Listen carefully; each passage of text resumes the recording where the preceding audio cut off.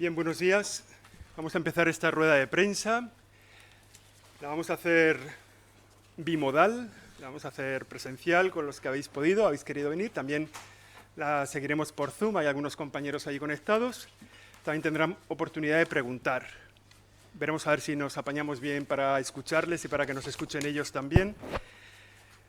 Tenemos esta rueda de prensa habitual al final del curso para dar cuenta de los trabajos que se han realizado en la comisión permanente. Se retrasó un poquito esta comisión permanente, ha tenido lugar aquí el lunes y el martes, 6 y 7 de julio, con motivo de el trabajo de la comisión permanente, en el que han asistido todos los miembros que fueron elegidos para esta comisión en la pasada asamblea plenaria, que tuvo lugar en la primera semana del mes de marzo, que es prácticamente el último tiempo que reconocemos, como que nos veíamos la cara sin máscara, o sea que en aquella primera semana de marzo.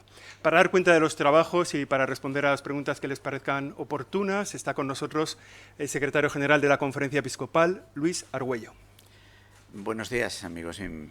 Me alegra que nos podamos encontrar de manera presencial y también a aquellos que siguen por vía telemática, ¿no?, en este aprendizaje que hemos tenido en estos meses. De hecho, también nuestra comisión permanente, aunque ha sido sustancialmente presencial, ha tenido algún obispo que ha participado por videoconferencia. Trasladamos esta comisión permanente, que estaba programada para la segunda quincena del mes de junio, la trasladamos 15 días precisamente para una mayor seguridad en la movilidad de todos y en poder encontrarnos. Y, como no, la comisión permanente ha estado marcada por la celebración de la Eucaristía que tuvimos en la Catedral de la Almudena, presidida por el cardenal arzobispo de esta archidiócesis de Madrid, en la que oramos por todos los fallecidos a causa de la pandemia, pero también en tiempo de pandemia, queriendo que esta celebración habitual de la Eucaristía en los encuentros que tienen los obispos, pues no fuese aquí en esta casa, sino trasladarnos a la Catedral de Madrid y abrirla en la medida de lo posible a la sociedad para unirnos todos en algo que nosotros sentimos como un deber y que hacemos todos los días cuando celebramos la Eucaristía, que es pedir por los difuntos, por los vivos también, cómo no, y que al mismo tiempo hemos querido compartir y llamar a la oración a todos aquellos que han querido participarse de manera presencial o de otras formas, como también hemos vivido en este tiempo en la vida de la Iglesia y de nuestra sociedad. Los temas de reunión pues han tenido que ver con un amplio diálogo sobre cómo los obispos representados tengan en cuenta de que ahora la comisión permanente acoge la realidad territorial de la Iglesia española, porque están presentes todos los arzobispos que presiden las provincias eclesiásticas, no una presidencia jurídica, sino un primus inter pares que sirve a la comunión y a la coordinación entre los obispos de diócesis vecinas y que se articulan en la vida de la Iglesia en lo que llamamos arzobispados, provincias eclesiásticas y demás.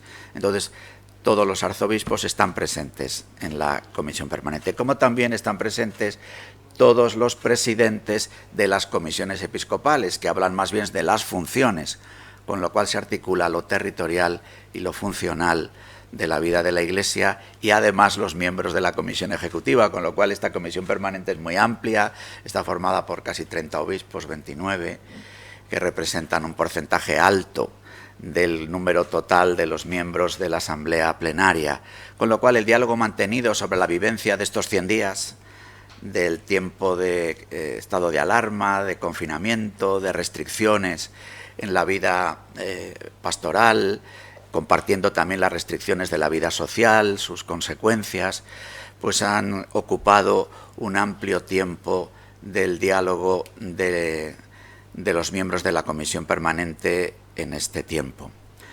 Uno de los resultados de este diálogo concreto a la hora de ofrecer un criterio a los obispos de la Iglesia en España ha sido este texto que les leo, referido singularmente a la participación presencial en la Eucaristía dominical. El confinamiento decretado con la declaración del estado de alarma ha llevado consigo la paralización de muchas actividades pastorales y a la suspensión de la convocatoria pública de la celebración de la Eucaristía, como consecuencia de la recomendación sanitaria y gubernamental de permanecer en casa. ¿Cuántas veces nos hemos dicho quédate en casa? Al no poder participar la inmensa mayoría del pueblo de Dios en la misa dominical, la Comisión Ejecutiva de la Conferencia, el 13 de marzo, la víspera del comienzo del estado de alarma, de la entrada en vigor del estado de alarma, recomendó que durante este tiempo cada obispo pueda dispensar del precepto dominical a quienes no participen presencialmente de la Eucaristía por estos motivos. El pueblo de Dios ha vivido un sorprendente ayuno eucarístico que ha avivado el deseo del encuentro con el Señor en la escucha de la palabra, en la oración doméstica y en el servicio a los pobres.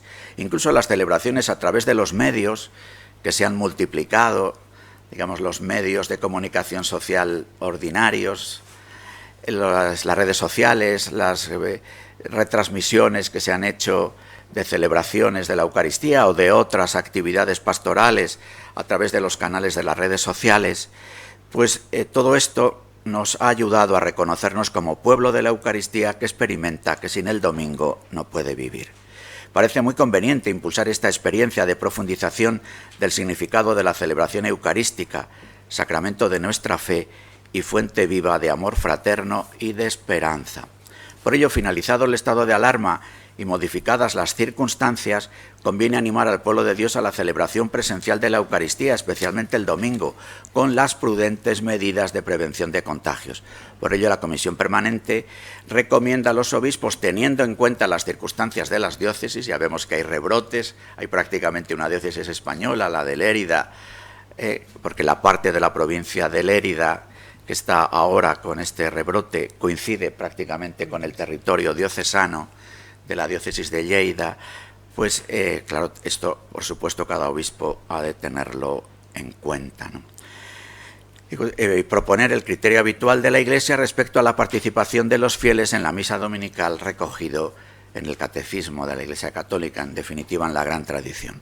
Este nuevo impulso prudente por la pandemia que permanece entre nosotros ha de recordar la llamada a todo fiel católico a participar de manera presencial en la celebración común de la Eucaristía dominical como testimonio de pertenencia y fidelidad a Cristo y a su Iglesia.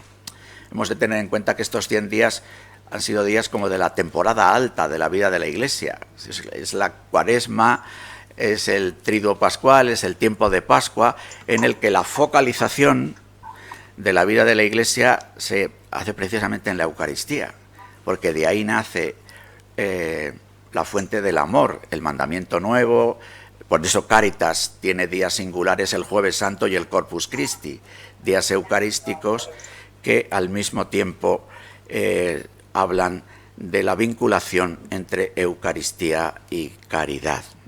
Por eso en este tiempo de temporada alta de la vida eclesial nosotros hemos vivido el confinamiento con especial dolor, pero al mismo tiempo esta ha sido la experiencia de los obispos, con un agradecimiento enorme a la creatividad pastoral de las comunidades, de los presbíteros, de laicos y consagrados, y a la comprensión y al respeto a las recomendaciones que se nos han hecho precisamente para no contagiar ni ser contagiados, para no ser cauce de llevar el mal o la desgracia a otros, ¿no?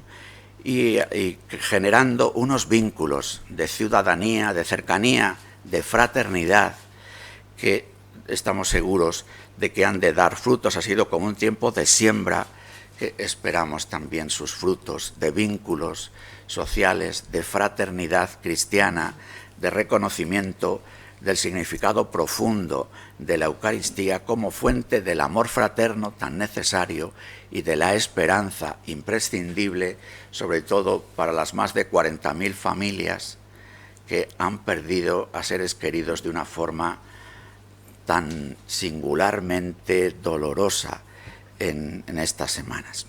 Otro de los asuntos que ha traído a los obispos a esta comisión permanente y que ha ocupado algunas horas de nuestro encuentro, algún tiempo de nuestro encuentro, ha sido la reflexión del Congreso de Laicos. Le habíamos tenido en febrero, prácticamente la puesta en marcha de sus conclusiones, del dinamismo sobre todo que el Congreso de Laicos yo creo que ha generado en la Iglesia española, se vio cortado por el estado de alarma, el confinamiento, las restricciones promovidas por la pandemia.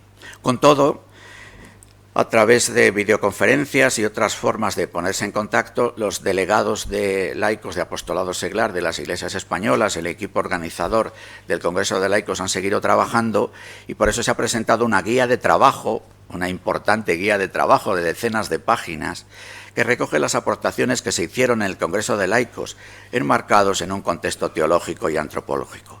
Teniendo como punto de partida este trabajo, se ha hecho una propuesta metodológica sobre cómo hacer el poscongreso, siguiendo los 4 itinerarios que lo marcaron: primer anuncio, acompañamiento, proceso formativo y presencia en la vida pública. La Comisión Permanente ha acordado la creación de un Consejo Asesor de Laicos que asesoren sobre el modo de llevar adelante todas estas iniciativas.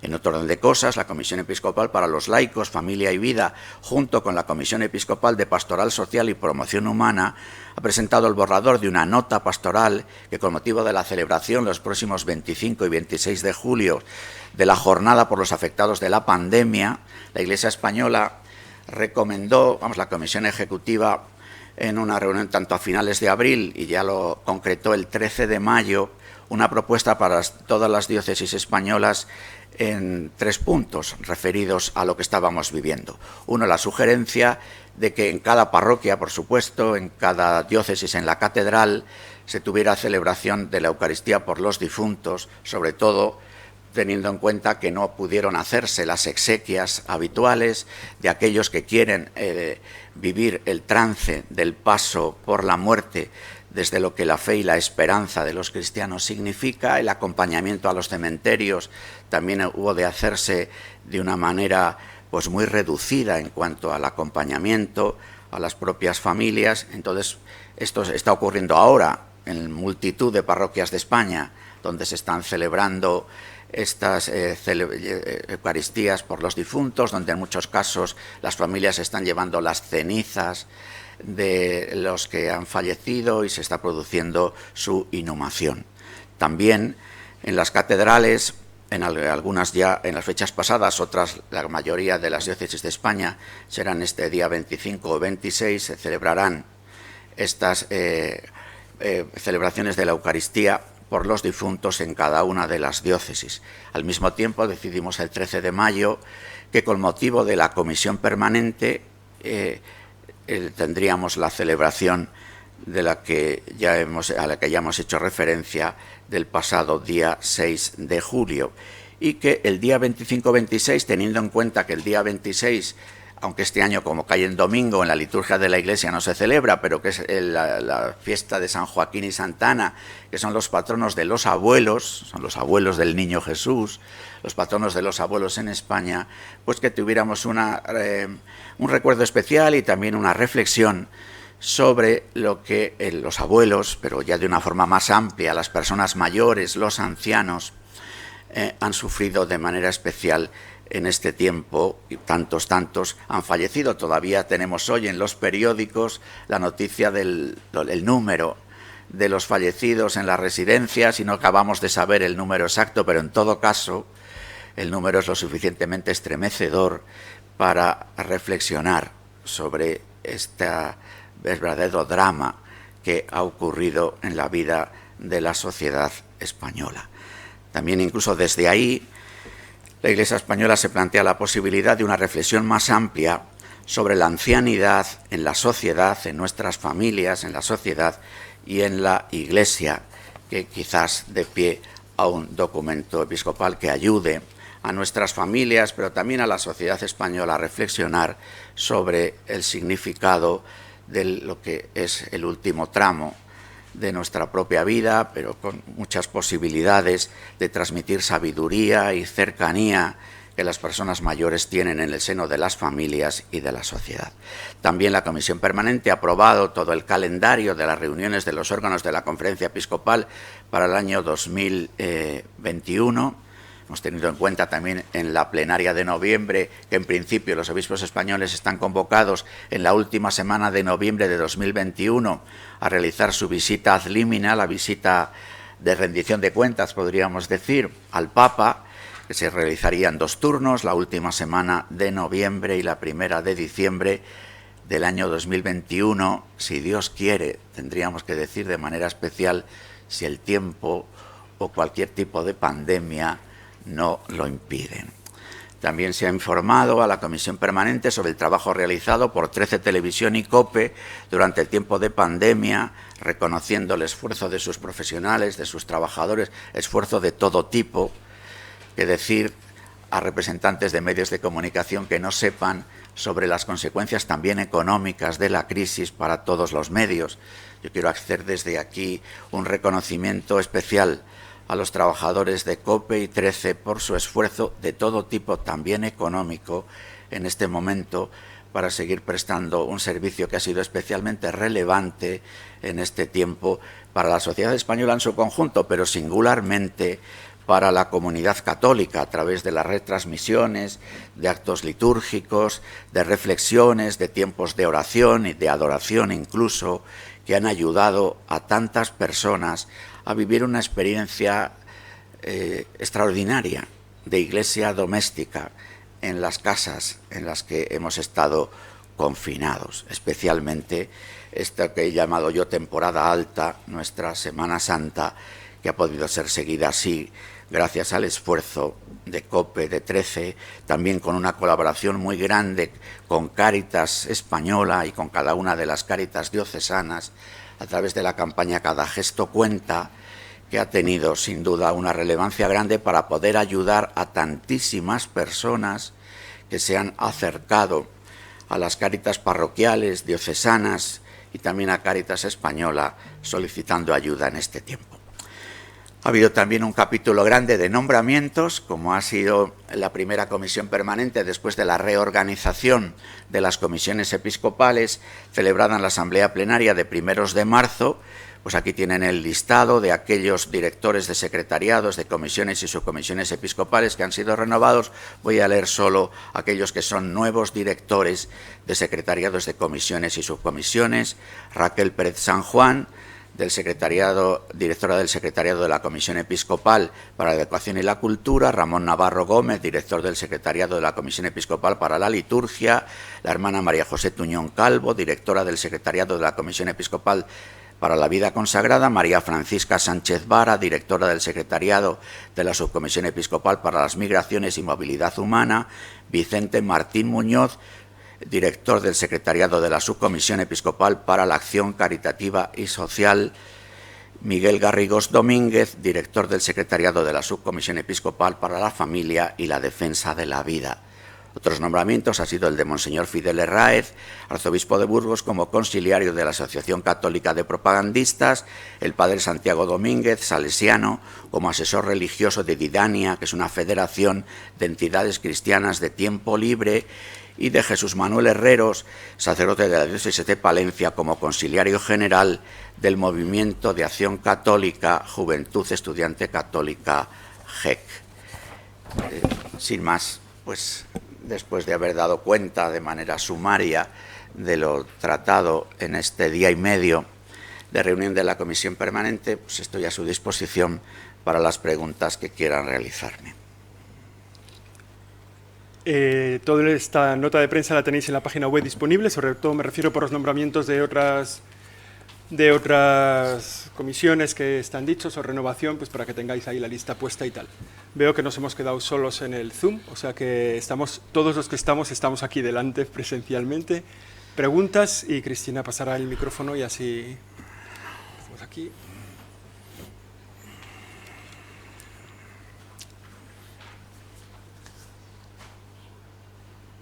Sí, para no tocar el micrófono vais a permitir que solo sea una persona la que sostenga el micrófono. Sí. Voy a quitar la mascarilla porque si no, sí. No puedo hablar.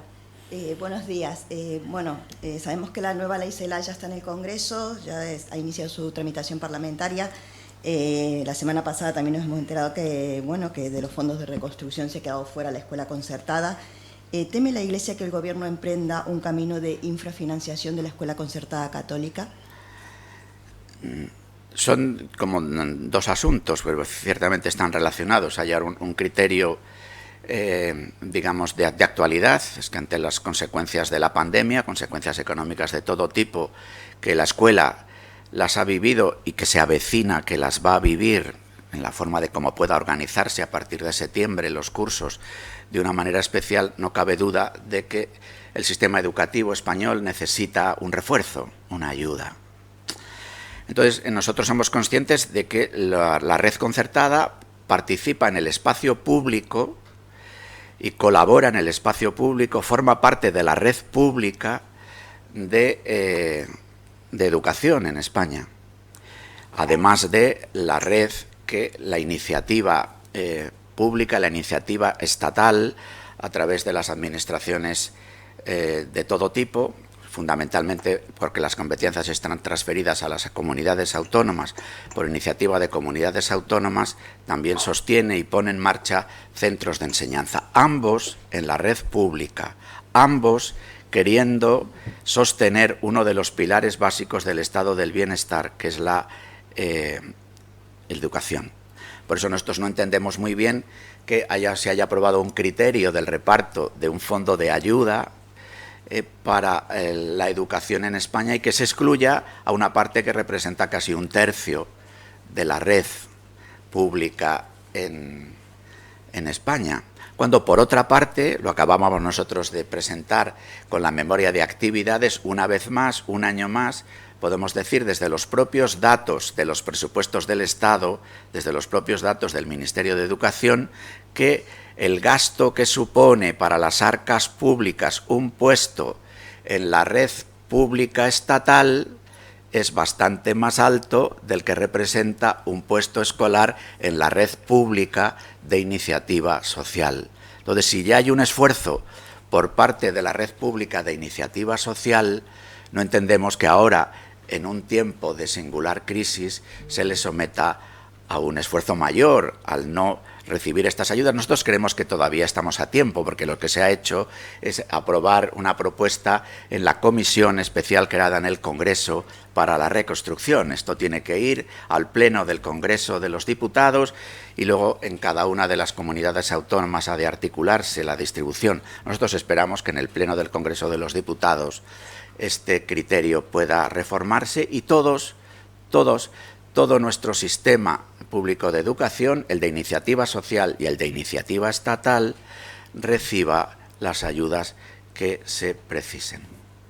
Luego está la cuestión de la ley de educación. La ley de educación está en el telar. A nosotros pues nos ha sorprendido que en tiempo de pandemia, de estado de alarma, se haya avanzado en trámites legislativos de una ley que pide un consenso. Nosotros hacemos permanentemente un llamamiento al pacto escolar, lo hemos hecho siempre. Estamos preocupados por la enseñanza, no solo la enseñanza pública concertada, sino también la enseñanza pública estatal, a la que van montones de familias, muchas de las familias, por supuesto, vinculadas a la Iglesia, que llevan sus hijos a la red pública estatal, y nos preocupa algunos de los criterios que introduce la nueva ley, como por ejemplo el considerar que están en el mismo rango de responsabilidad educativa los padres y el Estado, en una sorprendente propuesta de coeducación entre el Estado y los padres. Nosotros creemos que hay una subsidiariedad, que el titular, como reconoce por otra parte el artículo 27 de la Constitución, de la educación de los hijos y singularmente la educación moral y religiosa son los padres, y que el Estado ayuda, como no podría ser de otra manera, a que algo tan importante en la vida de una sociedad como es la educación pueda realizarse. Luego, como no, nos preocupa también que la demanda social, es decir, la solicitud de los propios padres, no se tenga en cuenta, y desde ahí el tratamiento que pudiera darse desde estos dos principios que les digo a la propia escuela concertada. Además, tenemos una preocupación por el estatus de la educación moral y religiosa en la escuela, reconocida también en nuestra Constitución, que se ha venido desarrollando a lo largo de todos estos años y que nosotros deseamos de que pueda seguir haciéndose, ¿no? Mostrando desde aquí el deseo que la Iglesia española, no solo los obispos, sino la Escuela Católica con todos los que están en ella, los sindicatos de los profesores que participan en la Escuela Católica, los padres y las organizaciones de padres, tenemos un deseo vivo de diálogo, de llegar a acuerdos. Sabemos que en la sociedad española hay perspectivas diversas, diferentes, y que tenemos que encontrar un lugar común en el que los derechos de todos puedan ser reconocidos y respetados. Y es este deseo de diálogo y de entendimiento el que yo quiero manifestar aquí, sin negar la preocupación por los hechos, la aprobación en el plan de reconstrucción de lo que hemos comentado, y también el texto de la LOMLOE, que es una ley orgánica de modificación de una ley anterior, con lo cual, incluso desde el punto de vista de la comprensión de lo que significa la reforma, es también más complicado. Estamos preocupados, deseamos dialogar, anhelamos un encuentro, un espacio común en la plaza pública que es de todos. Faustino tenía una pregunta. Buenos días. Quería preguntarle, después del funeral que organizó la Conferencia Episcopal el lunes, el próximo jueves habrá otro acto, en este caso organizado por el Gobierno, desde el Gobierno, funeral de Estado. ¿Han recibido algún tipo de invitación para participar de alguna manera como parte de la sociedad española en ese acto? Sí, hemos recibido una invitación a participar. Yo creo que es importante caer en la cuenta de que la expresión funeral o exequias es una expresión del ámbito religioso, y el acto que se va a realizar en la Plaza de la Armería es un acto cívico, social, justo y necesario que se realice, y en el que la Iglesia española estará representada.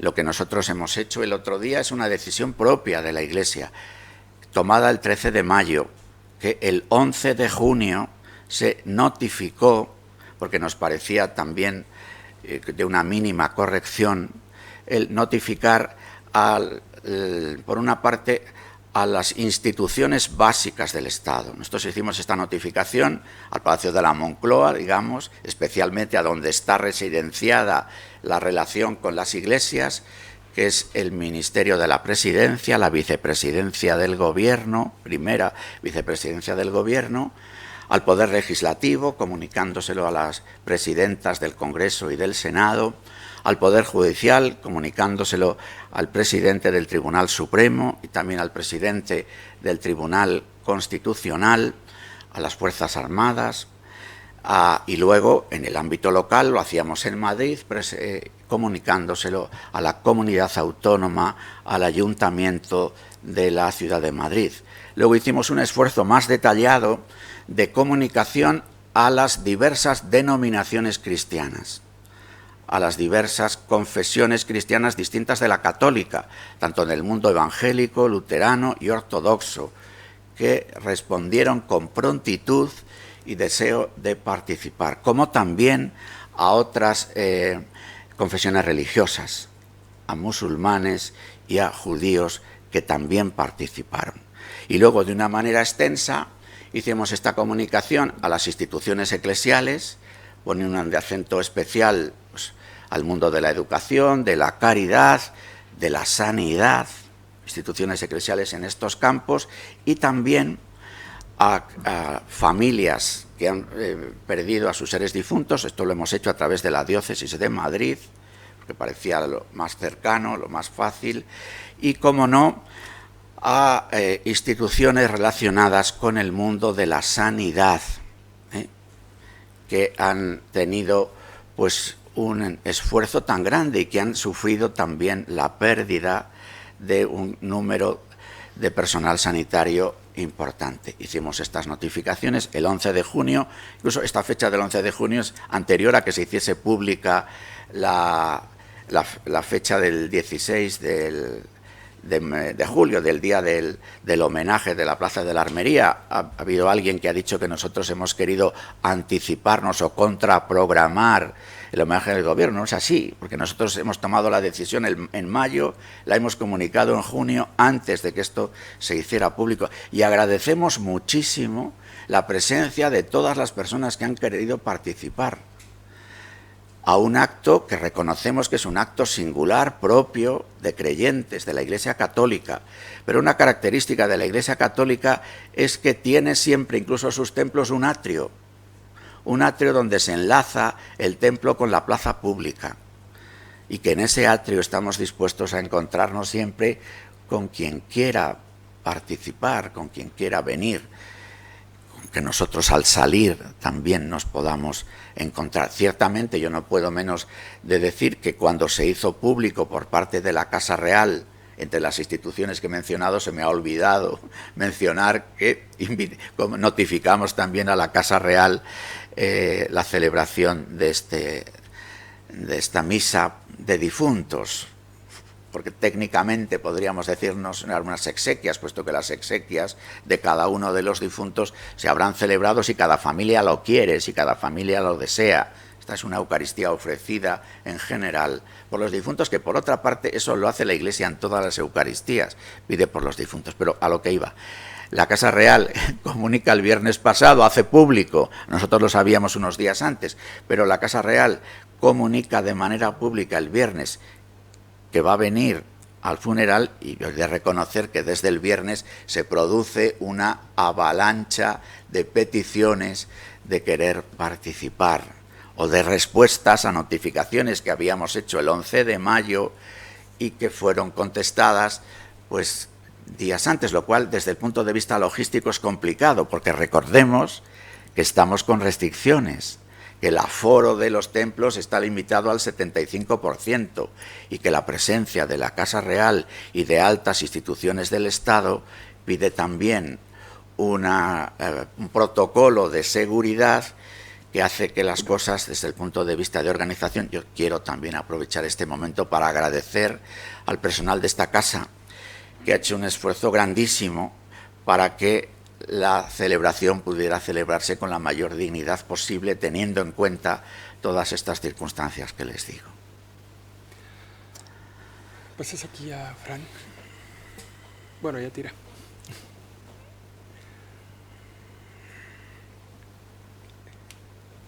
Buenos días.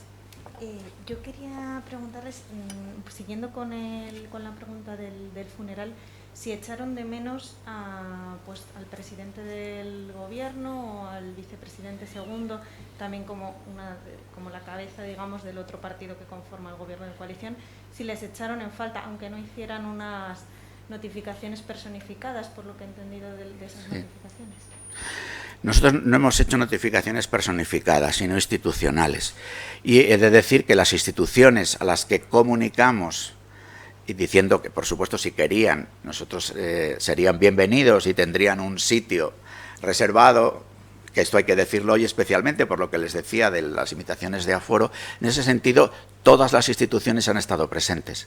No hemos echado de menos a ninguna institución porque todas han estado presentes. Luego, cada institución es muy libre de valorar quién viene por parte de cada representación. Es decir, que luego, si desde el Congreso de los Diputados se ha comunicado a los portavoces de los grupos y los portavoces, unos deciden venir, otros no deciden venir, eso es algo que nosotros, como no, respetamos, porque está en la libertad de conciencia, de creencias religiosas que cada uno tiene y de valoración de ese acto, no desde el punto de vista de la fe, sino de su significado social. Nosotros, he de decir, con agradecimiento, que todas las instituciones a las que se les notificó han respondido haciéndose presentes. Ahí, Fran. Buenos días. Quería preguntar, a raíz del encuentro que mantuvo el cardenal Omeya con la vicepresidenta del Gobierno, se informó de que se iba a crear un grupo de trabajo. No sé si nos puede dar más detalles de cómo se va a articular este grupo, de qué temas se van a tratar, si ya ha habido alguna reunión o cómo se va a plantear. Gracias. Después de la entrevista que tuvieron Monseñor Omeya y la vicepresidenta Carmen Calvo, pues nosotros al día siguiente formamos nuestro equipo y al día siguiente se ha comunicado a la vicepresidencia del Gobierno los que por nuestra parte consideramos que va a ser el equipo de diálogo en los temas referidos a la economía, a la situación fiscal de la Iglesia y a los asuntos jurídicos. Entonces, este equipo por nuestra parte está constituido y comunicado. Todavía no hemos recibido respuesta y, por tanto, todavía no se ha celebrado un primer encuentro entre los dos equipos para ver la agenda de trabajo e ir abordando las diversas cuestiones que sean puestas encima de la mesa por parte del Gobierno o por parte nuestra. También en esa misma reunión se habló de un diálogo con el Ministerio de Educación y, hemos dado pasos para poder facilitar algún encuentro. Es verdad que en este tiempo ha habido encuentros con escuelas católicas, o ha habido encuentros con las organizaciones de padres. La Iglesia Española, a través de la Comisión Episcopal de Educación y Cultura, pues quiere mantener un diálogo y ya hemos dado los pasos para que este diálogo pueda producirse. Hasta ahora los pasos han sido más de carácter telefónico, digamos, permítame que lo diga de esta manera. Y creo que podremos vernos en los próximos días o en las próximas semanas. Por otra parte, el ritmo de aprobación de la ley se ha ralentizado, porque se ha abierto todo el mes de julio como un periodo de enmiendas y demás, con lo cual, afortunadamente, quizás haya más tiempo para poder dialogar las cosas. Muy bien, no sé si hay alguna pregunta más que quieran hacer. Me preguntaba Paco también. Sí, cómo no.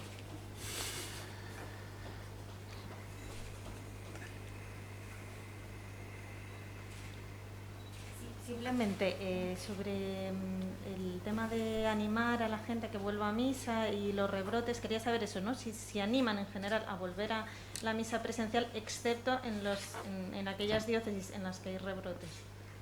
Claro, digamos que en la propuesta tradicional y común de la Iglesia, que está recogido en estos números del Catecismo que se citan en la nota, ya se dice, por una parte se habla que una expresión de pertenencia al pueblo católico es la participación en la Eucaristía del domingo, pero digamos que es de la situación común, sin necesidad de estado de alarma, que si uno está enfermo o por cualquier tipo de circunstancias no puede, y demás, que esta llamada, digamos que por la pertenencia a la Iglesia Católica se nos realiza a todos los católicos a juntarnos para rezar juntos el Padre Nuestro el domingo, ¿no? Para celebrar juntos el memorial de la Pascua cada domingo, pues que esta obligación que nace de un deber de amor, podríamos decir, ¿no? Pues queda en suspenso. Eso en carácter general, en las situaciones de pandemia, cuando muchos templos se cerraron, o cuando los sacerdotes celebraban la Eucaristía solos, yo creo que fue prudente que muchos obispos hicieran un decreto de levantar el llamado precepto dominical, sobre todo para atender a la conciencia de muchos beneméritos católicos que vivían el no poder acudir a la Eucaristía del domingo como una fuerte infidelidad. Y era bueno, formaba parte de la solicitud materna, podríamos decir, de la Iglesia, decir que tu conciencia no te acuse, porque en una situación como la que estamos viviendo no puedes sentirte obligado porque no lo estás, dado lo que estamos viviendo. Y afortunadamente, como se recoge en la nota, ha habido otras expresiones de búsqueda de celebración y de encuentro que, si bien no llegan al nivel de lo que significa la presencia real en la Eucaristía, la participación real, pero han sido importantes. Lo que hemos querido ahora, cambiadas las circunstancias, pero al mismo tiempo con esta llamada a la prudencia, porque creo que todos hemos de ser conscientes de que en este momento la pelota está en el campo de nosotros como ciudadanos, a la hora de que vivamos una responsabilidad que evite los contagios. Evidentemente, las administraciones públicas tendrán que tomar todas las medidas de prevenciones, atender al sistema sanitario lo mejor posible, cuidar las residencias de mayores, todo. Pero cada ciudadano vive en primera persona la responsabilidad de no contagiar a otros. Y nosotros eso queremos seguir diciéndolo en nuestros templos. No sé si va a... Vale. Yo creo que Paco Paniagua también quieres preguntar. Paco, ¿nos oyes? No oye. Se ha quedado cara de no oírnos, ¿no? Se ha quedado congelado. Parece mentira con tanta experiencia de videoconferencias en estos 3 meses. Quería preguntar si desde la Iglesia hay alguna valoración de no sé, lo que hemos visto el otro día en la rueda de prensa del Palacio de la Moncloa, en el que el vicepresidente del Gobierno pues abiertamente pues apabuló a que se pueda insultar de manera pues abierta. No sé qué criterio tendrían desde la Iglesia sobre eso. Evidentemente, nosotros decimos que no se debe insultar. O sea, que eso es así. Yo no sé si esa interpretación de las declaraciones del vicepresidente sea la correcta, pero insultar no. Y en todo caso, yo creo que el momento de la vida española pide una llamada fuerte a la colaboración. Pero para poder colaborar hace falta ser libre.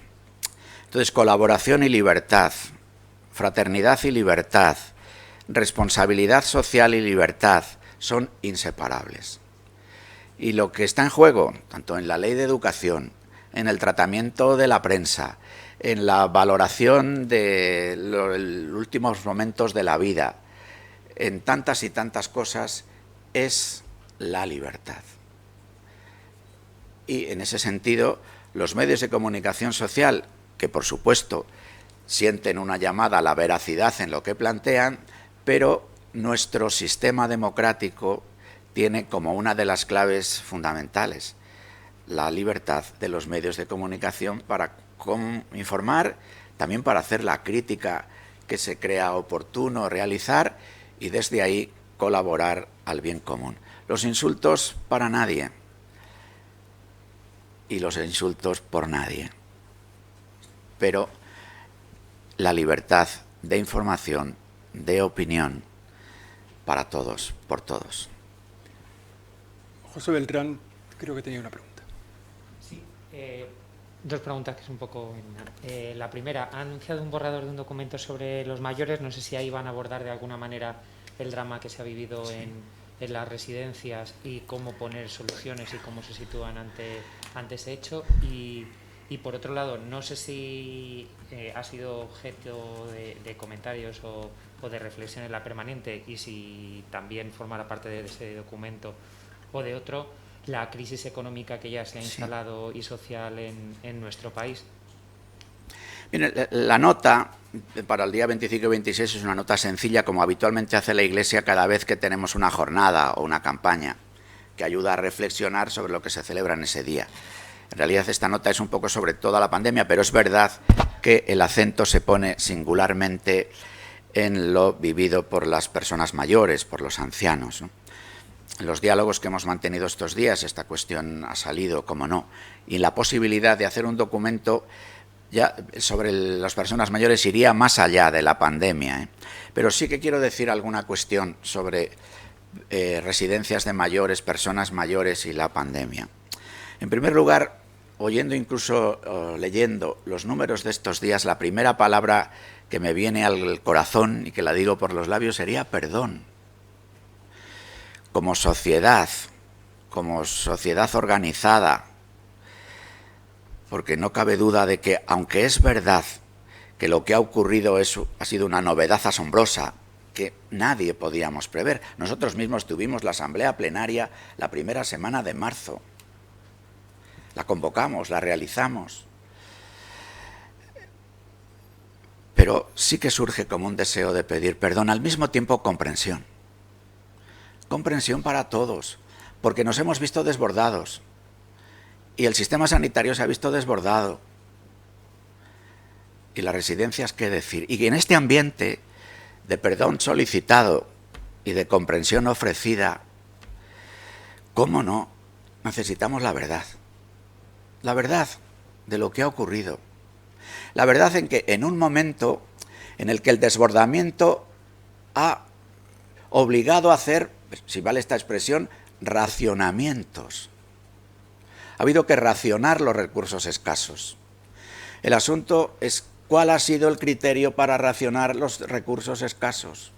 ¿Ha sido solo el DNI? Para que luego a las residencias de mayores se les pida un tratamiento hospitalario cuando no son hospitales. Las residencias de mayores no son hospitales, son hogares. Más aún, si leyéramos los documentos de trabajo del último año sobre posibilidades de reforma de residencias mayores, veríamos cómo se subraya la condición de hogar, no de hospital.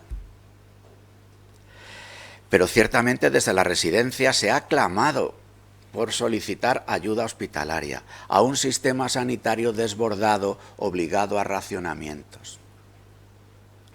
¿Cuál es el criterio? Porque aquí este desbordamiento nos hace caer en la cuenta de que el vínculo entre ciencia, medicina, política, sociedad, ética, ha quedado removido.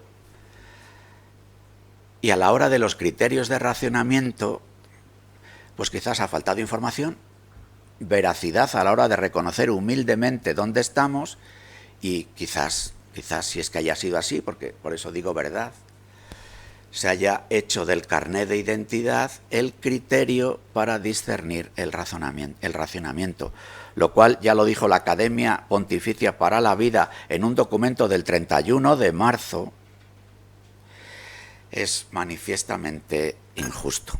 Perdón, comprensión, verdad y desde la verdad responsabilidades.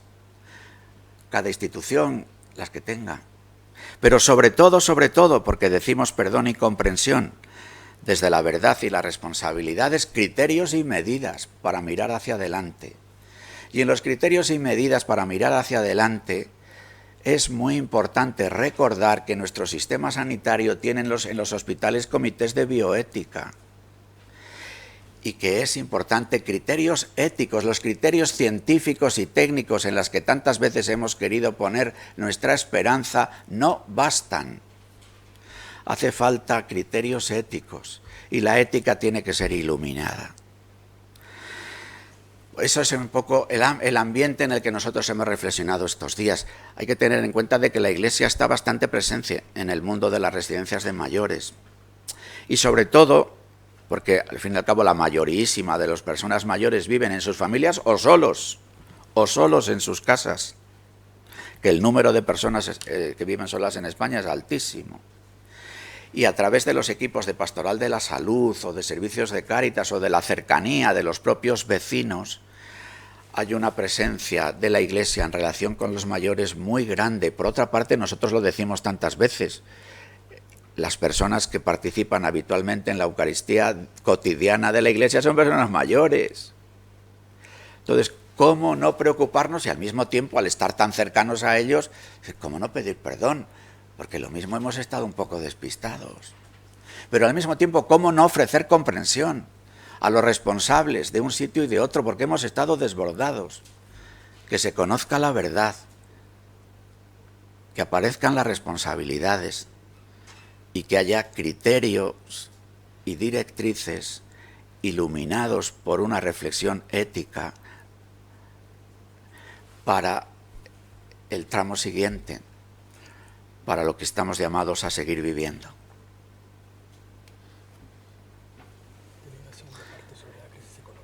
Perdón, se me ha olvidado, perdona. De la crisis económica también ha sido objeto de nuestro amplio diálogo sobre lo vivido estos días y ciertamente nosotros sabemos por otras experiencias, a veces de catástrofes, porque nuestra situación en cierto modo tiene una analogía con un tiempo de catástrofe, que además de la primera reacción que hemos de decir que ha sido extraordinaria por parte de la ciudadanía y también del pueblo católico a la hora de responder a las necesidades que ya tocamos con las manos, evidentemente sabemos que esta crisis va a permanecer en el tiempo, meses, quizás años con nosotros, y desde ahí la iluminación, incluso desde la propuesta que en la revista Vida Nueva hizo el Papa Francisco de una propuesta para resucitar y en el que se nos sugiere que aprovechemos también esta oportunidad de resucitar, de reconstruir, para poner en cuestión nuestro modelo de progreso, para reflexionar sobre el mismo. Pero evidentemente, mientras reflexionamos y se toman medidas sobre el modelo productivo, no podemos abandonar a los que inmediatamente ya han quedado heridos, con problemas para pagar la vivienda, para salir adelante. Y en ese sentido, la cantidad de iniciativas surgidas en la Iglesia española ha sido sorprendente en este tiempo, y las que están puestas en marcha ya desde las diócesis más pequeñas a las más grandes, para poder abordar la situación de crisis económica, y desde luego desde la Conferencia Episcopal Española, desde Cáritas Española, esto se va a seguir muy de cerca en colaboración con otras organizaciones eclesiales y sociales para ayudar a la reconstrucción. Muy bien, pues muchísimas gracias a todos por vuestra presencia de un modo o de otro. Y ya creo que parece que ha llegado el calor, con esto puede ser que llegue el verano, a lo mejor las vacaciones para todos vosotros. En cualquier caso, nos veremos a la vuelta en el comienzo del curso. Muchas gracias. Muy bien, gracias.